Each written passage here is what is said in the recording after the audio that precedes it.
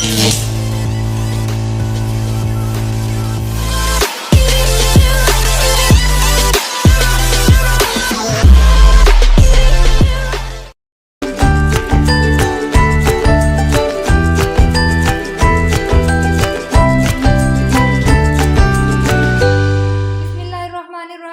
का हमारा टॉपिक है addition and subtraction of matrices. जैसे कि आपने छोटी क्लासेस में एडिशन एंड सब्ट्रैक्शन सीखी थी, डिफरेंट नंबर्स को ऐड करना, डिफरेंट फ्रैक्शन को ऐड और सब्ट्रैक्ट करना। बट आज जो हम बात करने वाले हैं वो है मैट्रिसेस को ऐड और सब्ट्रैक्ट कैसे किया जा सकता है। तो आइए हम इसके लर्निंग आउटकम्स की तरफ चलते हैं। सबसे पहले हम डिस्कस करेंगे कि एडिशन के लिए कौन से मैट्रिसेस जो हैं वो कन्फर्मेबल हैं। दूसरे नंबर पे हम ये डिस्कस करेंगे कि कौन से मैट्रिसेस जो हैं उनको सब्ट्रैक्ट किया जा सकता है। और लास्ट पे हम डिस्कस करेंगे कि एडिटिव इन्वर्स क्या होता है। यहाँ पे एक्सरसाइज 1.3 में क्वेश्चन नंबर 1 में कुछ मैट्रिसेस गिवन हैं और क्वेश्चन ये है कि कौन से मैट्रिसेस जो हैं वो एडिशन के लिए कन्फर्मेबल हैं। तो यहाँ पे वर्ड कन्फर्मेबल का मतलब होता है मुवाफिक। और आइए देखते हैं कि कन्फर्मेबल से क्या मुराद है। मैट्रिसेस की एडिशन और सब्ट्रैक्शन के लिए सेम रूल है और इसमें रूल क्या है कि अगर दिए गए मैट्रिसेस का ऑर्डर सेम है तो हम कह सकते हैं कि ये जो मैट्रिसेस हैं ये एडिशन या सब्ट्रैक्शन के लिए कन्फर्मेबल हैं। यहाँ भी आपको 3 एग्जांपल्स शो हो रही हैं। पहले एग्जांपल में दोनों मैट्रिसेस का ऑर्डर सेम नहीं है तो हम इन दोनों को ऐड या सब्ट्रैक्ट नहीं कर सकते। इसके बाद है दूसरी और तीसरी एग्जांपल, इसमें दोनों मैट्रिसेस का ऑर्डर सेम है, दूसरी में भी और तीसरी में भी, इसलिए हम इन दोनों को ऐड और सब्ट्रैक्ट कर सकते हैं। वापस आते हैं एक्सरसाइज 1.3 के क्वेश्चन नंबर 1 में, जिसमें हमें चेक करना है कि कौन से मैट्रिसेस जो हैं एडिशन के लिए कन्फर्मेबल हैं। कन्फर्मेबल के लिए हमें इनका ऑर्डर मालूम करना है, जो कि मैं पहले ही नोट कर चुकी हूँ। तो आप देखें कि ए का जो ऑर्डर है वो है 2/2, बी का ऑर्डर है 2/1, सी का ऑर्डर है 3/2, डी का ऑर्डर है 2/1 और ई का ऑर्डर है 2/2, एफ़ का ऑर्डर है 3/2। यहाँ पे आप ऑर्डर की तरफ देख के आसानी से बता सकते हैं कि कौन किसके साथ कन्फर्मेबल है। तो यहाँ पे ए और ई आपस में कन्फर्मेबल हैं फॉर एडिशन। इसके बाद सी और एफ़ का ऑर्डर सेम है, ये दोनों आपस में कन्फर्मेबल हैं। और बी और डी का ऑर्डर सेम है, तो ये दोनों कन्फर्मेबल हैं for addition and subtraction. Conformable के बाद हम देखेंगे कि मैट्रिसेस को ऐड कैसे किया जाता है। यहाँ पे हमारे पास हैं दो मैट्रिसेस ए और बी। हमने इन दोनों को ऐड करना है तो हम लेफ़्ट साइड पे लिखेंगे A plus B is equal to, और राइट साइड पे इन दोनों के मैट्रिसेस आ जाएंगे। अगर हम ए पहले लिख रहे हैं तो हमने ए मैट्रिक्स को ही पहले लिखना है और बी को बाद में लिखना है, और नेक्स्ट स्टेप में हमने इन दोनों को प्लस करना है। अब दोनों को प्लस करने का क्या तरीका है, A plus B is equal to, यहाँ पे हमने इनकी क्रॉसपॉन्डिंग एंट्रीज़ को प्लस करना है। तो -1 को प्लस किया जाएगा 2 के अंदर, 0 + 1 यहाँ पे, और 1 प्लस इंटू -1 आएगा। यहाँ पे दो ऑपरेटर हैं तो दोनों ऑपरेटर को सेपरेट करने के लिए हम ब्रैकेट को यूज़ करेंगे। और ब्रैकेट को यूज़ अगर नहीं करते हम और हम इसको यूँ लिख लेते हैं कि 1 -1, तो ये थोड़ा एक्सेप्टेबल नहीं है, तो आप इसको इंटू की शक्ल में ही लिखेंगे। अब नेक्स्ट है 2 + 3 और ब्रैकेट को हम क्लोज़ कर देंगे। नेक्स्ट हमारा क्या काम है कि हमने इनको सॉल्व कर लेना है। A plus B is equal to -1 + 2 is equal to 1, 0 + 1 is equal to 1, और 1 प्लस इंटू -1 को हम अगर रफ में करके देखें तो ये 1 - 1 इक्वल टू 0 होता है। 2 + 3 इज़ इक्वल टू 5। तो इस तरह हम दो मैट्रिसेस को ऐड करते हैं। नेक्स्ट हम एक और एग्जांपल लेते हैं जिसमें हमारे पास हैं मैट्रिक्स सी और एफ़। इन दोनों के ऑर्डर जो हैं वो पहले चेक करना है कि क्या सेम हैं। अगर इनके ऑर्डर सेम हैं तो ही हम इनको ऐड और सब्ट्रैक्ट कर सकते हैं।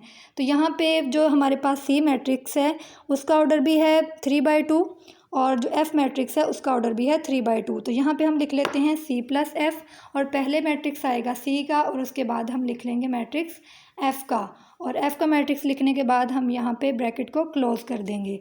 नेक्स्ट हम इसको हल कर लेंगे। नेक्स्ट है C plus F is equal to, corresponding entries को आपस में हल करेंगे, 1 + 3, 2 + 0, 2 + 2 और -1 प्लस इंटू -4,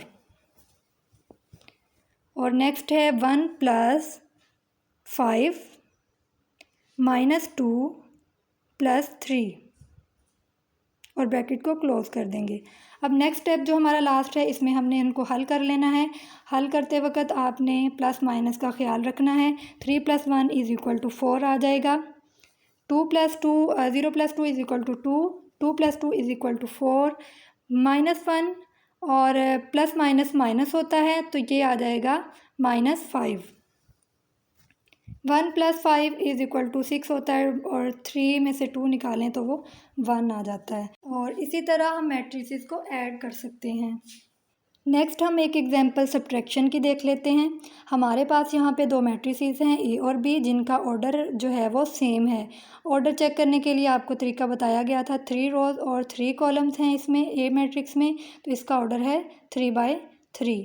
और बी मैट्रिक्स में भी 3 रोज़ और 3 कॉलम्स हैं, इसलिए इसका ऑर्डर भी 3/3 है। तो हम इन दोनों को ऐड और सब्ट्रैक्ट कर सकते हैं। तो सब्ट्रैक्ट करने के लिए हमें लेफ़्ट साइड पे लिखेंगे a - b और दोनों मैट्रिसेस को नोट कर लेंगे। यहाँ पे सबसे पहले ए मैट्रिक्स लिखेंगे और उसके बाद माइनस का साइन आएगा और फिर बी का मैट्रिक्स लिखा जाएगा।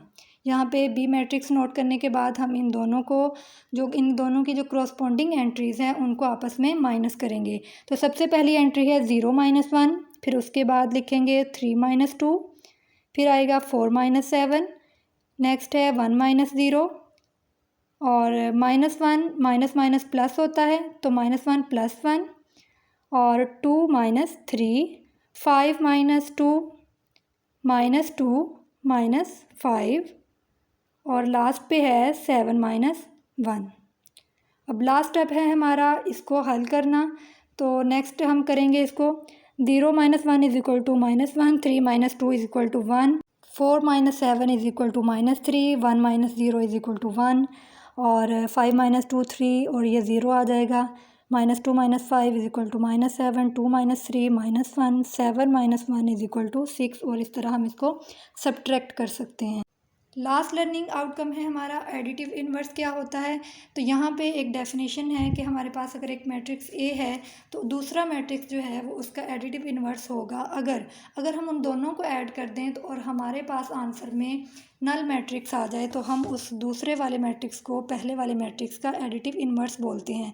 इन्वर्स का मतलब अपोजिट होता है, ऐसी चीज़ जो पहली वाली जो चीज़ है उसके बिल्कुल अपोजिट हो। जैसे पॉजिटिव का उलट नेगेटिव होता है, इसी तरह यहाँ पे हमारे पास अगर एक मैट्रिक्स होगा तो उसका उल्टा मैट्रिक्स क्या होगा, नेगेटिव ऑफ मैट्रिक्स जो हमने कल फाइंड किया था वो उसका एडिटिव इन्वर्स होगा। क्योंकि जब हम एक मैट्रिक्स ए को उसके नेगेटिव मैट्रिक्स में ऐड करते हैं तो हमें आंसर में बिल्कुल 0 एंट्रीज वाला एक मैट्रिक्स मिलता है जिसको हम नल मैट्रिक्स बोलते हैं। अब हम इसको प्रैक्टिकली करके देखते हैं। हमारे पास यहाँ पे एक मैट्रिक्स ए है और दूसरा मैट्रिक्स है -a।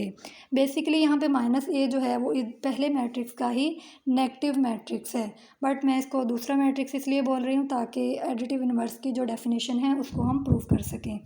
यहाँ पे हम इसको नेगेटिव ऑफ मैट्रिक्स जो है उसको पहले वाले मैट्रिक्स में ऐड करेंगे और दोनों मैट्रिसेस की क्रॉसपोंडिंग एंट्रीज़ को आपस में सॉल्व कर लेंगे। पहले हमने ए मैट्रिक्स लिखा है तो पहले ए का ही मैट्रिक्स लिखा जाएगा, उसके बाद -a का मैट्रिक्स लिखा जाएगा और इनकी जो क्रॉसपोंडिंग एंट्रीज़ हैं उनको हम अब प्लस करेंगे।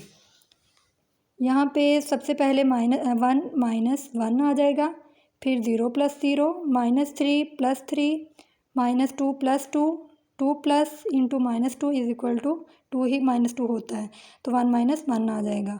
और यहाँ पे a प्लस इंटू -a = यहाँ पे जितनी भी एंट्रीज़ हैं आप देख सकते हैं, एक प्लस में है और एक माइनस में है, तो ये सारी क्या हो जाएंगी, 0 हो जाएंगी। और ऐसा मैट्रिक्स जिसमें सारी एंट्रीज़ 0 होती हैं वो मैट्रिक्स बराबर होता है नल मैट्रिक्स के।